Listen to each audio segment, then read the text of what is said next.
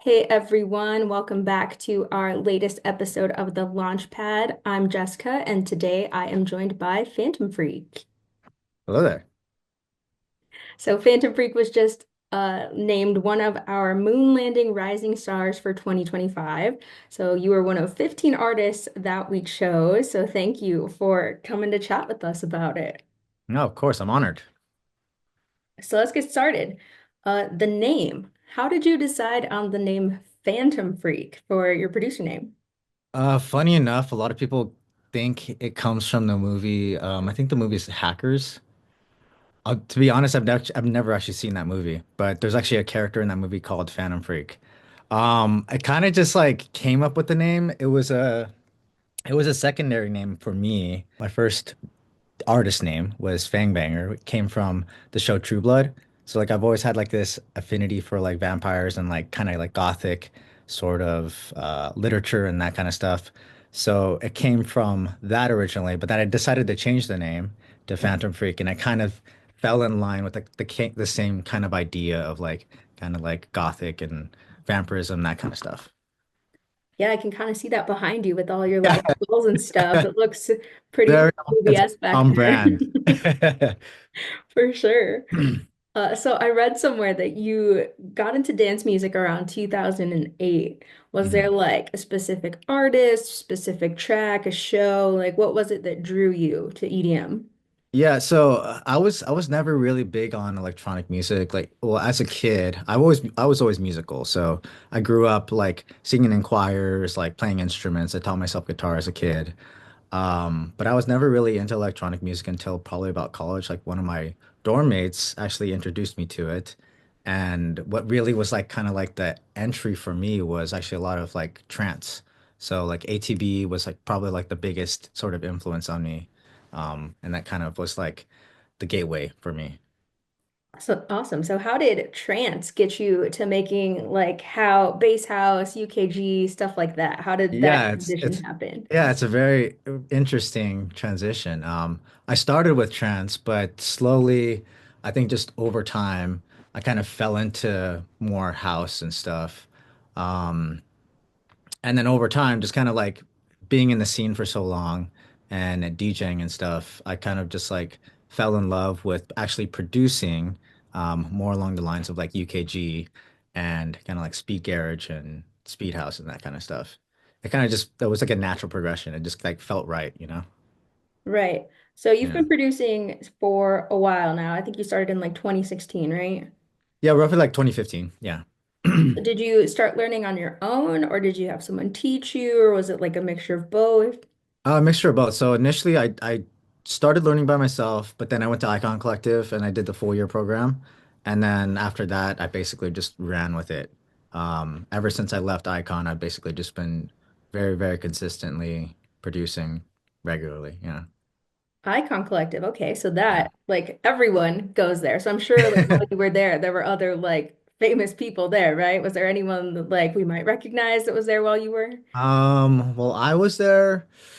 I still have a lot of like roommates and friends that I went that were like in the same classes or like in the same year as me. I don't know about anybody famous though. Like when I was going, it was a lot of like bass artists, and I think I was kind of like one of the very few house people, to be honest. I don't know how it is nowadays, but I was definitely like one of the very few kind of like outliers with house music. Okay, cool. Yeah. Like what was that experience like as a whole? Like was it just did it just push you, like teach you all these things that you never even thought of, or how did it go for you? Yeah, it was rough because honestly, I was pretty green with music production. So for me, it was basically a year-long kind of like boot camp for me. Like it was just like very kind of stringent. I had to be on top of things every single week. Um, Learning piano because I was kind of new to piano too. Even though like I'm self-taught with like like other kind of instruments, piano was kind of new to me. So I had to learn a lot of like scales and all that sort of thing, just based off of piano. A lot of like music production in Ableton and Logic both. Had to learn them simultaneously. It was definitely like a boot camp because I was also working full time at the time too. So I was working full time during the day and then going to class at night. Needless to say, I didn't get a whole lot of sleep that year. But yeah, that's a lot to juggle all at once. More power Yeah. to you for doing that. What advice would you have for people who are just starting out? Like, would you tell them to go do something like Icon Collective, or what would you wish somebody would have told you?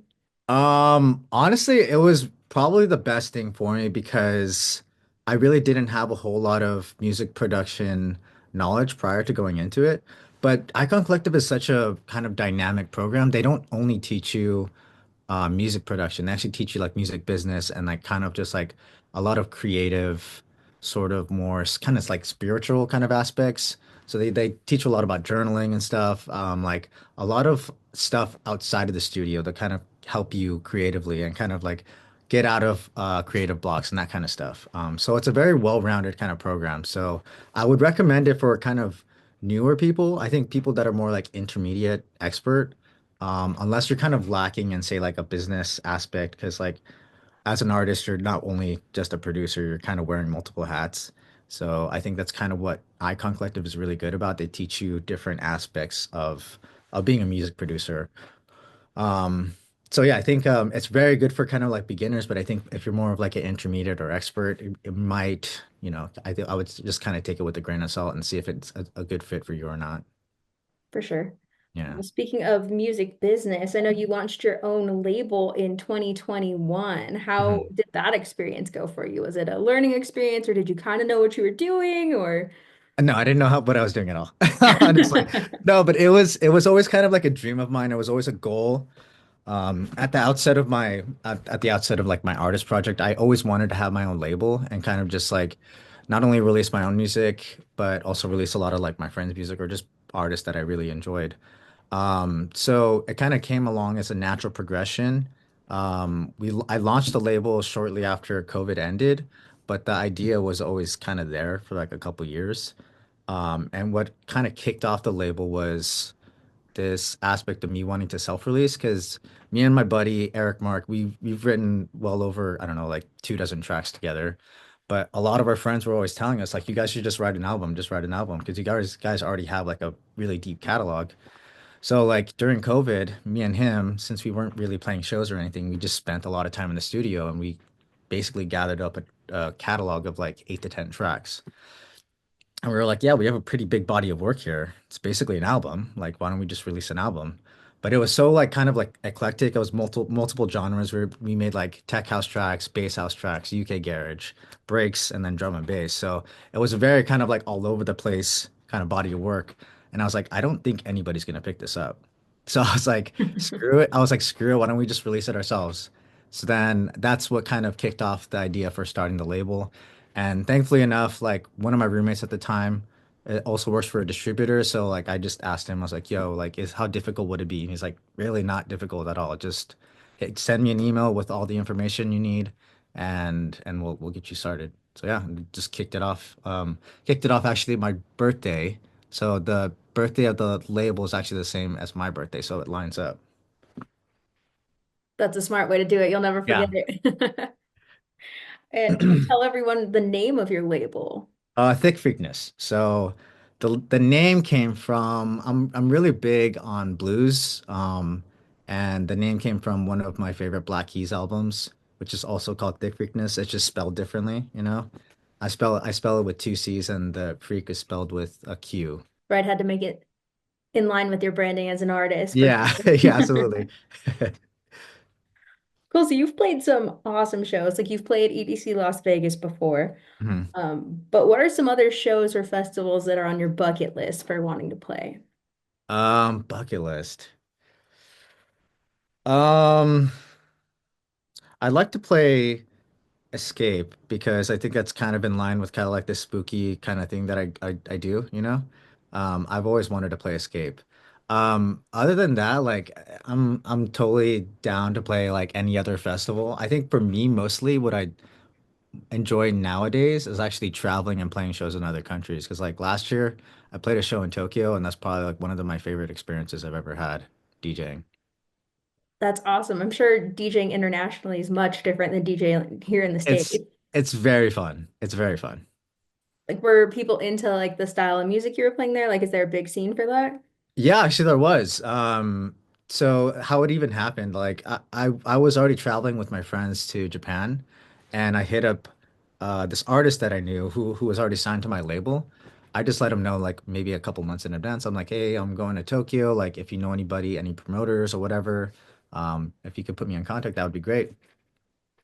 And he was like, yeah, I'll let you know. Like, and then he got back to me 2 weeks later. He was like, just like, all right, I'll do you one better. Like, we're just gonna book a venue for you, and we'll just let you headline, and we'll play support for you. I was like, dude, that's even better. I'm so down.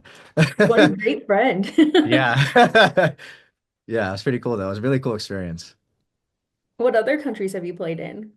I've also played in Mexico, Cabo San Lucas, and I played in Milan, Italy. Oh, wow. Those are some Yeah, pretty cool countries to play yeah, in. yeah, pretty cool. Yeah. Let's see. What are some memorable moments you've enjoyed so far? Like, I know going and playing in those different countries, but like, what else has been like something that stood out to you from your journey so far? Yeah, I think probably the reality is like playing two EDCs was pretty great. Playing Countdown at this like we had this side stage which was like a dome and it was just like basically all on fire, which is like a crazy like backdrop. And like all the pictures I have from that are just like insane. Like it's just like flames. It looks like a dystopian post-apocalyptic like kind of movie, but it's really sick. Really cool. And pretty much all the opportunities I've had to play like out of state or out of country have been really great. Awesome. The stage design is always gives you those cool photos that you can throw up Yeah, on like Instagram or yeah, for people sure. still use Facebook. I don't know if people still post those. Um, so if someone hasn't heard any tracks by you, what songs do you think represent your sound the best? And you could have multiple because I know it's been a while. Your sound has Oh changed over man. time. So Yeah, it's definitely constantly evolving. I think most recently now, I'm writing a lot more kind of like speed garage and speed house. So like I've always written semi kind of fast, but nowadays I'm writing like upwards of like 134 to 140 BPM garage. I think recently, probably a good gateway would be this track I wrote with Grizzo, who was like a UK MC on Space Yacht called In the Mood. It's very vibey, very garagey. Um, and then another one would probably be this collaboration I have with my homie Spacewalk and Dread MC on Black Void. It's more of like a two-step kind of breaks track. But it's very heavy, very heavy. Really enjoy playing that one out. awesome. Have to for sure put those on after this. And I know you've been throwing some afters in LA recently. Do Mhm. you want to talk a little bit about those? Yeah, so like through my label, we've been doing like a kind of like a monthly afters. So we started doing it. The first one we threw was actually the label anniversary this past year, in June. And then ever since then we've been doing them monthly. But basically just been booking artists from the label, or we've been doing like collaborations with other labels. So like bringing in artists from like, we did one with Storytime Records and another one with Angry Dog Records. So bringing in artists from their labels and just playing a show together. But they've been getting a pretty good reception. The venue loves it because we always bring in a pretty good crowd. And it's been mostly like house, bass house, garage, breaks, 140 kind of stuff.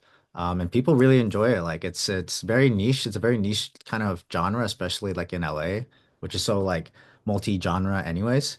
But yeah, it seems like we've been getting a pretty good reception and I'm pretty thankful for the opportunities we've been getting. When is the next one of those?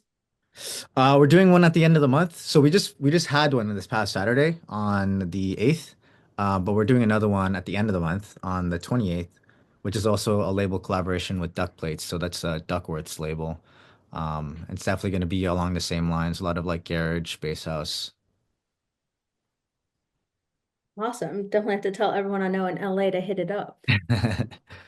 What else do you have coming up in 2025? More shows, releases? What's on your radar? Lots of music. So I have pretty much all the way up until June booked up. I have at least one release per month from now until June. I'm also sitting on a bunch of other music. But the stuff that's gonna be coming out soon is gonna be on like 3000 bass, Yosh bass. some stuff on my own label. I think that's it. But then as far as like shows and stuff, I'm gonna be heading to Miami Music Week next month. Probably be playing a show there. And then we just got the afters that I'm gonna be continuing to run for the next, couple months. I know we'll have some of our Florida people and some of our Arizona people going out to Miami Music Week, so they'll definitely have to check out what you've got going on there. Oh, nice. Nice. Yeah. Anything else that you want to promote, tell people about while we've got you?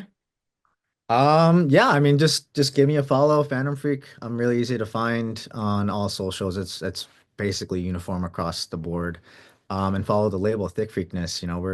We're actually expanding a lot more this year, with the events. And then I've actually boosted up the number of releases for this year. Last year we were only doing maybe like one or two releases a month.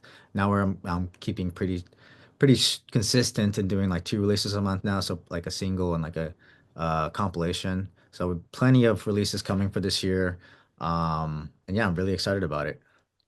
Awesome. And then for the label, can people submit demos to you or how can they get involved with it? Yeah, absolutely. If they want to send demos in, definitely would recommend Bass House, like I said, Bass House, Garage, Breaks, and Bassline. And send it to thickfreakness@gmail.com. Super easy. For sure. We'll drop that in the description for the YouTube video so people know where to find it and they can reach you. Okay. Thank you so much for taking Yeah, some no time problem. to chat with us today. This has been the Launchpad. Again, I'm Jessica and I'm joined by Fantom Freq, and we'll catch y'all on the next one. Thank you very much.